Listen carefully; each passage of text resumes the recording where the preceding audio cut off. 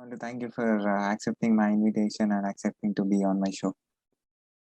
No, you're welcome. Thank you for inviting me. Well, last time I was unable to meet you, but today I got time to talk with you. So, sir, I have gone through your profile and I thought to introduce you to my audience. Okay, great. So, can you please introduce yourself to my audience?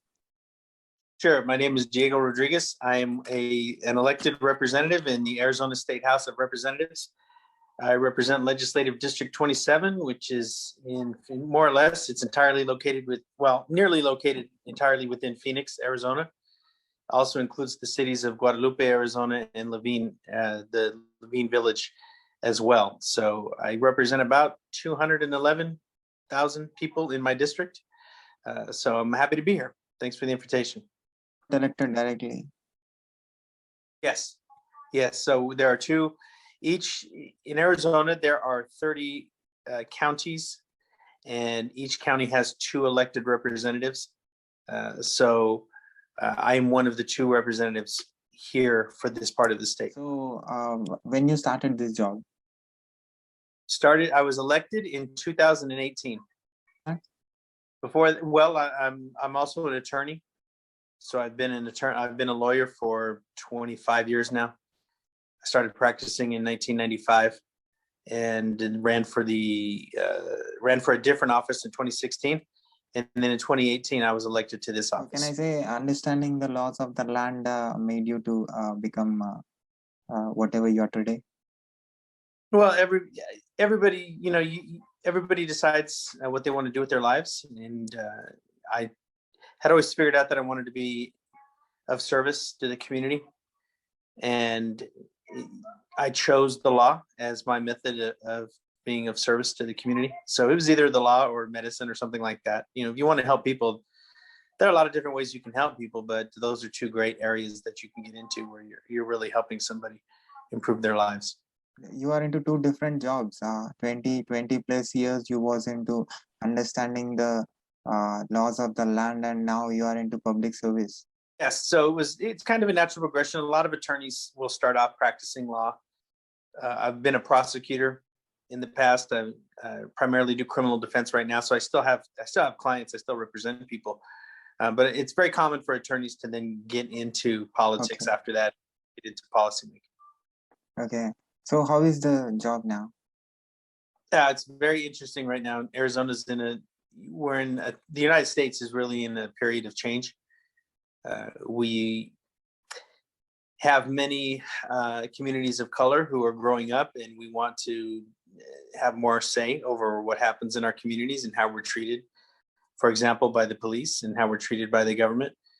And so there's a lot of change right now, and it scares a lot of people here in the United States that have been in power for a long time to see communities of color get organized and to exercise the political power that we have using the vote. So it's a lot of, I'd say the United States is having some growing pains right now. We're having to decide whether we really believe in our Constitution and our democracy, or whether it only matters when white males run it. So that's the debate that we're having right now. So you are the representative for the world's best country. I'm sorry? You are the representative in a state and which belongs to the world's the best, the top country. Oh, well, I can tell you this. America is a great country, but there's always room for us to be better. You cannot just accept that the way things are the way they're always going to be, or the way they always should be, because the country changes over time. The people change. The country now is much more diverse in terms of lifestyle, in terms of ethnicities.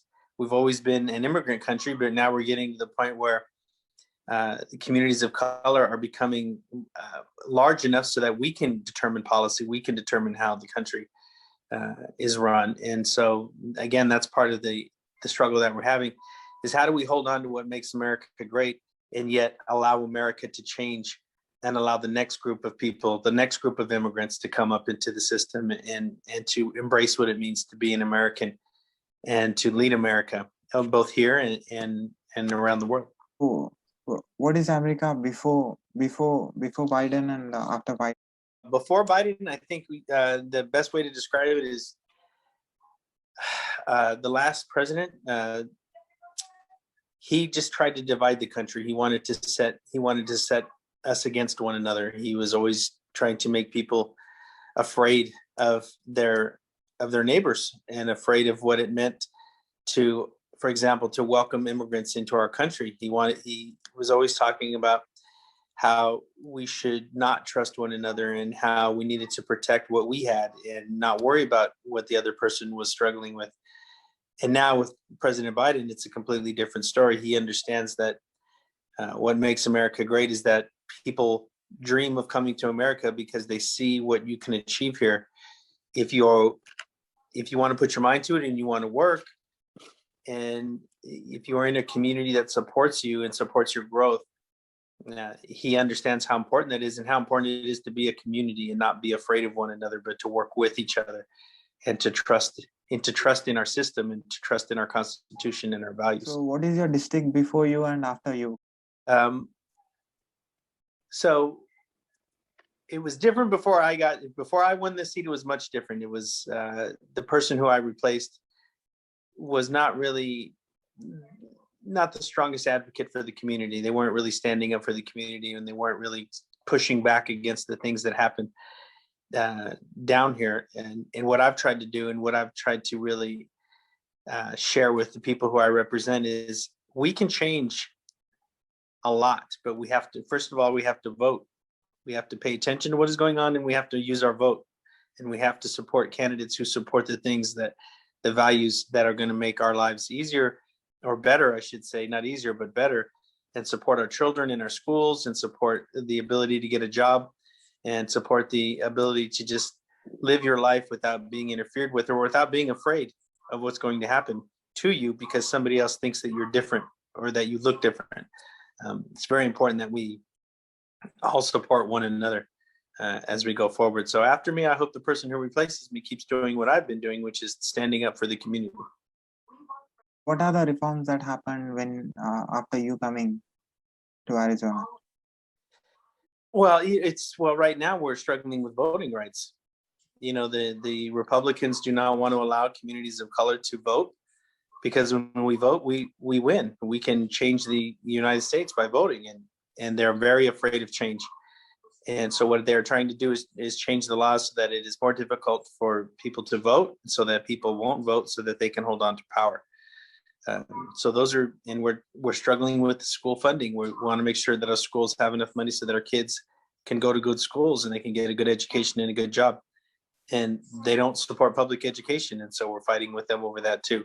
So there's always something to do here. There's always something a challenge to take on. So what do you think that works to lead the great life? Education. It's so important to get an education. You have to be willing to work very hard, and you have to be willing to just tell yourself, no matter what happens, I'm going to keep trying. I'm not going to quit, because there isn't anything that somebody can. I think sometimes we talk ourselves out of things. Like the self-doubt that you have tells yourself, "Oh no, I can never." No, you can't think that way. You have to in your mind, you have to say, I have a goal, I have a dream, and as long as I keep working, I'm always going to take little steps and get closer and closer and closer until I reach it, until I achieve that dream. So education, hard work, and determination, and believing in yourself. So you are doing the service for your country since long time, and you are into two different jobs. So there will be a change every day. You are observing the change is constant, right? So how you manage that change? Sometimes you don't. Sometimes you don't. Sometimes it overwhelms you, and sometimes you just have to. The best way to put it is, sometimes you go swimming in the ocean, you don't get too far away from the shore because you want to keep your feet on the ground so you can still touch. But sometimes that wave will come and get you, and it'll take you and it'll grab you. It'll take you out to the deep water. and then you just have to figure out a way to get back. So that's just life. It just happens that way. So how good you are in managing that? You are in ocean already. No, you just have to. It comes with experience and age. As you get older, you realize that there are certain things that you can't control. So why try to control them? You can only control the things that you you should only spend your energy trying to control the things that you are able to control, because when you're struggling against everything else, it becomes too exhausting. You can't do it. You can determine. So go back to the ocean analogy. I can decide how far I walk out into the ocean, but if I go too far, I have no control at that point at all. So you just have to decide. You just have to decide. You have to pay attention to the things you can affect. What is your connection with India? How is your connection with India?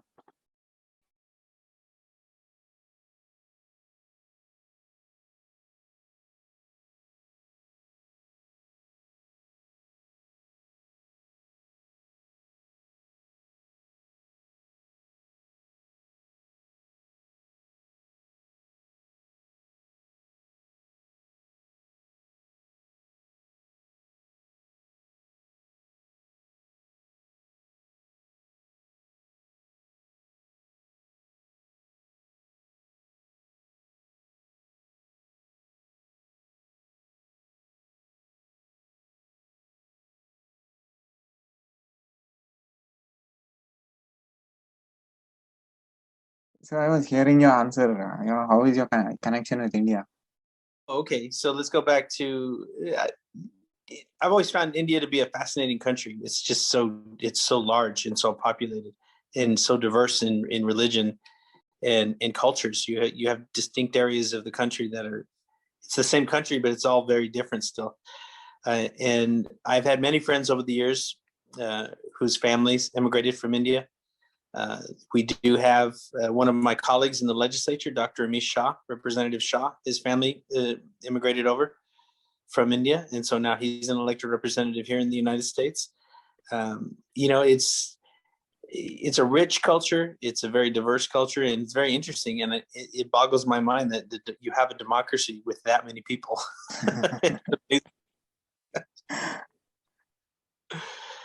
So I'm an admirer of India and the role that it plays in the world, and the fact how fast it's grown up. I mean, India has grown in the past 30, 40 years, how far it has come economically and how far it has come, in many other ways. The influence that it has, for example, as a counterbalance to China, I think it's very important that India has to have a presence in the Indian subcontinent and in Asia as well. So looking forward to seeing what happens in the next 20 to 30 years, especially with young people like you who are reaching out like this and trying to collect information to figure out what works so you can use it at home. So what do you think that works for the development? It's an interesting question. What I would like to see is my party, the Democratic Party, take over in Arizona, because I think we represent the people and communities and working families more so than the Republicans. The Republicans, they generally just want to represent power and money, and they don't generally care about what happens to working families and to people who are struggling and to people who need support and help and education, and just want their kids to go to good schools and want to live a full and happy life. So what I would like to see, for the better of the United States, I'd like to see Joe Biden finish this term, be reelected to another term, and more Democrats get elected to office, so we can clean up the mess that the Republicans keep creating here in the United States. So how is the present situation about the corona cases in Arizona? We're improving, actually. It's become a lot better. Vaccinations are increasing at a rapid rate. The Biden administration is doing a great job of getting the vaccinations out and making sure that people are receiving their inoculations. So it's improving, but people are reckless still. They're not. Some people have stopped wearing their masks. They're being careless on how they're conducting their personal lives. So we're hoping to avoid a fourth spike or a fourth wave but we're doing great in terms of the vaccinations. It's really opening up now. What is Arizona famous for? Well, the things Arizona's famous for, they'll tell you it's famous for the climate because it's so nice here in the winter. We grow a lot of cotton. We grow a lot of citrus. We grow a lot of, we produce a lot of copper. So it's a mining state. It's an agricultural state. It's a tourism state. The Grand Canyon is here. So if you've ever seen that on television, we have the Grand Canyon. We have mountains. It's definitely a desert state, but it's very nice here. This time of year, especially, it's beautiful. I know you're a very busy person. Do you have time to watch Indian politics?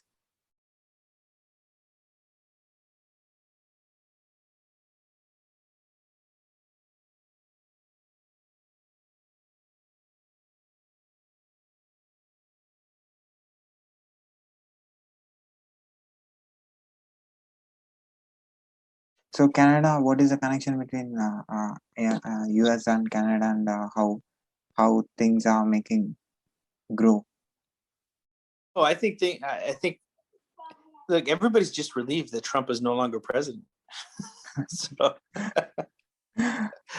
so I think the world is taking a breath, and I think a lot of Americans have come to appreciate how important our leadership is, and how important it is that we have a president who's not a liar, and who's not a scoundrel, and who doesn't take advantage of people.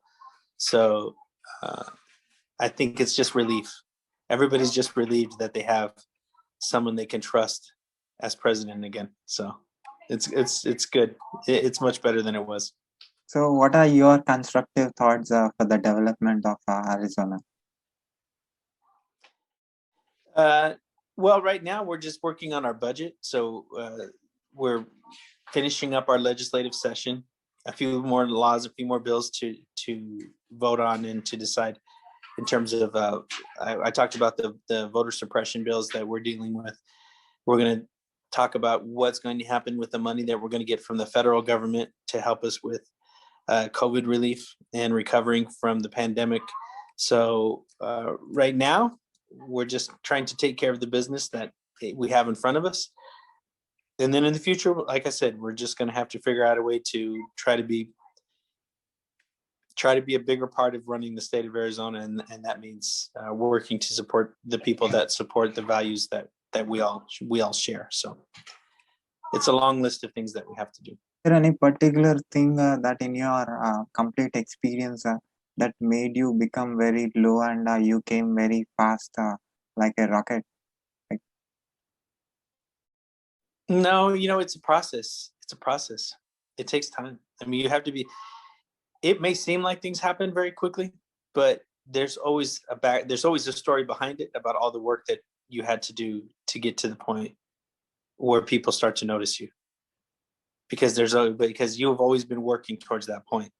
So again, education, hard work, determination, and believing in yourself. Those are the things that eventually pay off. So at last, do you have anything to say to the people who are watching and listening to you from anywhere on this planet? Yeah, sure. It's been, this past year has been incredibly difficult for so many people in so many ways. But just remember, none of us are alone in this world, and we all need each other to support each other, to care about one another, and to not give up on one another, to keep moving forward and supporting one another and the things in life that matter. So we can get there. We'll keep pushing. None of us are alone. So thank you. About our conversation? I'm sorry? Say about our conversation. I still couldn't hear you. What do you say about our conversation? You're breaking up on that last person. Can you put it in the chat? Because I can't. Yeah, you break up right at the end.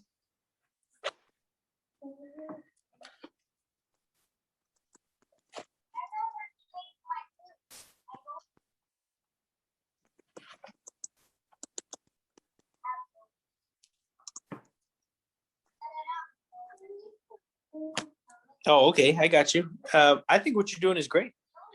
I think the fact that you reach out to people and you try to find out what life is like in other parts of the world, and I think you help people realize that we have many more things in common than we do uh, different, and it helps to keep us in mind that we're all connected with each other. So keep doing what you're doing. I think it's great. I think it's Thank great. you very much, sir, for giving me your valuable time and telling me a few words about your work and about Arizona. Hey, you're welcome. And if you're ever in Arizona, let us know. I'm a cloud architect. If I get a job in Arizona, definitely I will meet you if, whenever you are free. I will contact you. Like I will put a message to your assistant. That'd be great. That'd be great. You take care of yourself. So can I put this video and audio on my YouTube channel, on my social media, internet, podcast everywhere with your permission? Yeah, go ahead. Thank you, sir. Keep doing You're what you welcome. love. Goodbye. Bye.